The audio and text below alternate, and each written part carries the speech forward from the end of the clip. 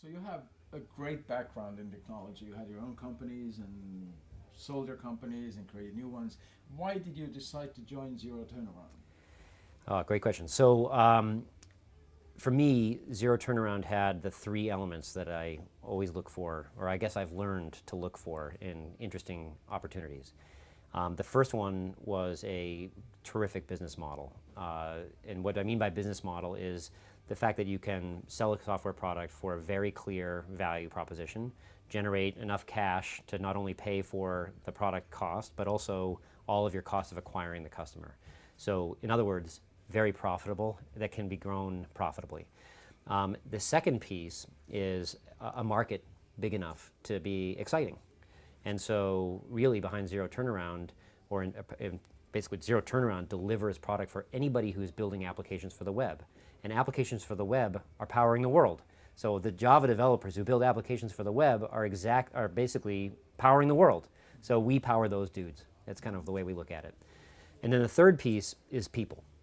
So you have to work with these people longer than you see your family, and so you want to work with people that have shared values, and you also want to work with people who are creative and exciting. And so when I met Yevgeny Kabanov and Thomas Romer, as well as some of the other members of the team in Tallinn and Tartu, I said, "Oh, these are guys I can work with." So those are the three reasons. It's amazing that in Estonia something such interesting thing was developed that like you have a big office here selling, you have Prague office, so it really is growing this company, and it all started in Estonia. Yeah, so our mission is Tom and Yevgeny started by going out to the world and spreading the word. They spent probably 2 years just going to trade shows in the Java community and talking about Zero Turnaround and the JRebel product, which increases the productivity of Java developers. And the word started to grow and spread to the point that people were buying the product online because it has such a very clear value proposition. It really helps Java developers deliver better product more quickly. So after a few years of doing that and seeing growth with that, the Bain Capital Ventures people here in Boston actually purchased the share that Web Media owned. And when they did that, they had the vision that we could actually create a sales and marketing effort that would supercharge the growth. And so we are here in Boston, we're building up the marketing and we're building up the sales in order to basically take what was organic word of mouth growth and turn that into purposeful, in fact, and much higher growth. And so far, so good. So what does Zero Turnaround mean? So the name comes from the fact that we take away the need to redeploy your code whenever you make a change. And that redeployment is painful. For those of us all of us use word processing, like we'll create a document in Microsoft Word. And when we create a document in Microsoft Word, we expect to make changes and save those changes without having to reboot our computer. So imagine that you made a change in a Microsoft Word document and had to reboot your computer every time you wanted to save the change. It would take 5 to 10 minutes. Well, it seems crazy, but in the world of development, that changing or redeploying your software requires that same kind of time. It's idiotic. So Yevgeny and Tom said, there's a better way to do this. They invented it, and they created the JRebel product. And so the name Zero Turnaround comes from the fact that there's none of that wasted time associated with turning around your product. So it's a unique product. It's actually, yeah, it's very rare when somebody can say that they really don't have competition. Sure, there are other technologies that sort of solve the problem that we solve, but no one has the unique solution that Zero Turnaround has, and it shows. We have customers. I think we have somewhere between 20 and 30,000 end user customers. We have between 2,000 and 3,000 enterprise businesses that have users who are using our products, and growing very rapidly. So, yes, it's a unique product with a very clear value proposition. What's going on here behind you? It's rather noisy here. Yeah. Why is that?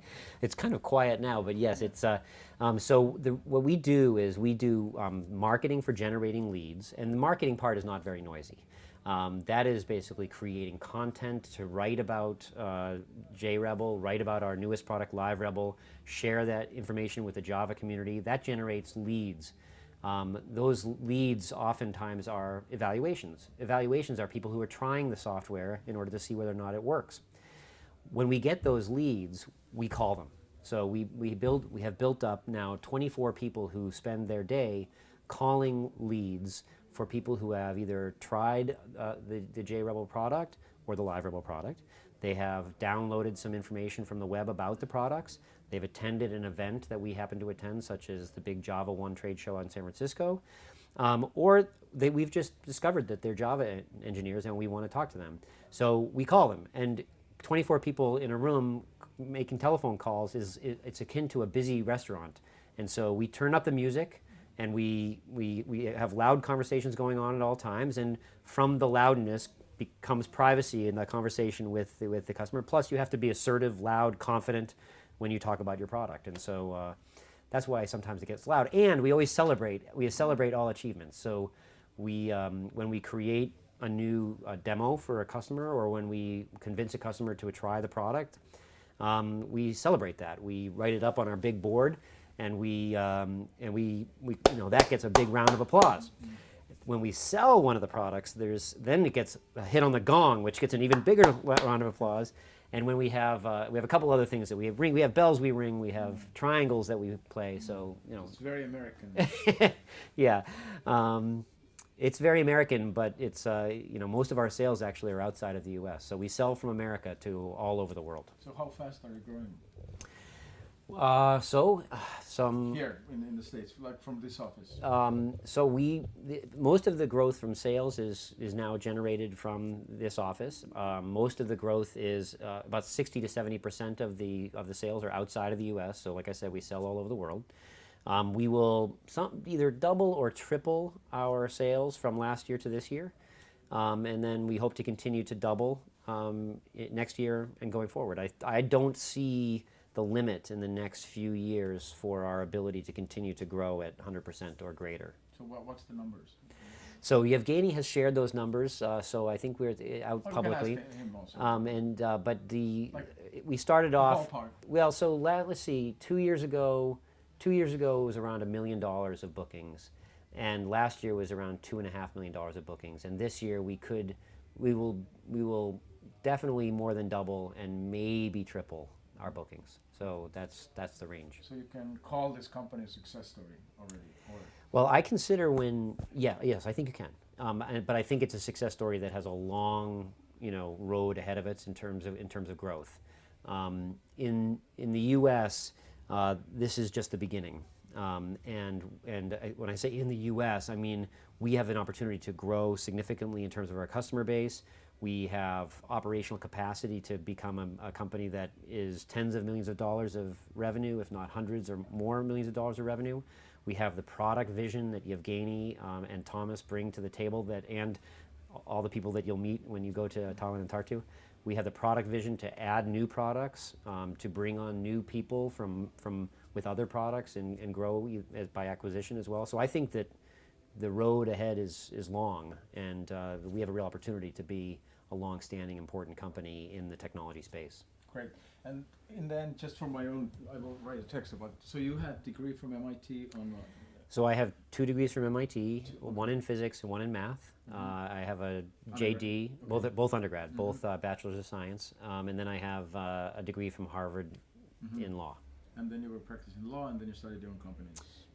Yes, I practiced law for a couple of years, and then I worked in technology licensing, and then starting in 1996, I started my first company, and then from 96 until this year, I started 5 businesses, 4 of which have been successful. Not everything is successful. And then I've acquired a business, and 2 of my businesses have sold for the total about $440 million. Not all of which I get. I've always had venture capitalists. Sometimes I say that, and people say, "Well, why are you working?" You don't. Your investors make most of the money, and mostly I work for investors.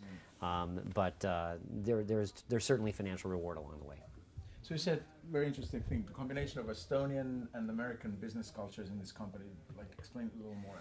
The combination of Estonian and American business cultures is actually a fantastic combination. We bring the Estonian work ethic, which is actually wonderful, and the desire to just do good stuff.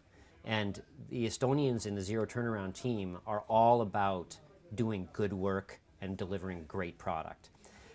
Americans are all about share that view, and we are driven to deliver that product to customers for the benefit of customers. So we're all unified around delivering great value to customers, and so that has resulted in a very nice, basically exchange of cultures and views. And then we also have a lot of fun. So we took the entire team to Crete for a week, where we did work, but we also enjoyed each other socially and got to know one another, and we really that way become a single team. Plus, using Skype and other tools, we stay in touch all the time.